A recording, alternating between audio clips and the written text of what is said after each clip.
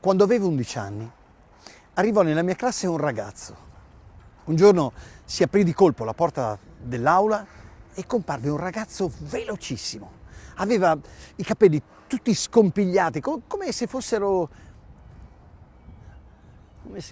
pieni di vento.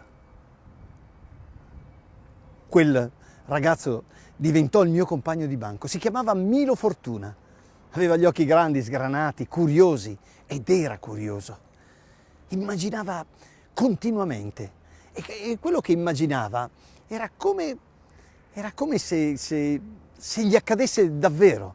Se si metteva ad immaginare di essere su una montagna, lui cominciava a comportarsi come se lo fosse e magari era capace durante la lezione di salire sulla sedia oppure sul banco e da lì guardare il paesaggio come se si trovasse sulla cima di una montagna.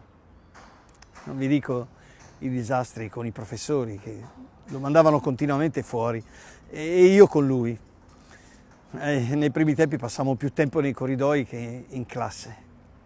Ecco, io nel Sognatore vi racconto la storia meravigliosa di questo mio compagno di banco e di come lui mi ha insegnato ad immaginare e di come a volte la mia vita, quando diventa dura, grazie all'immaginazione riesce a diventare leggera come l'aria che si può respirare qui in questo posto, lontano dalla città, in mezzo alle montagne.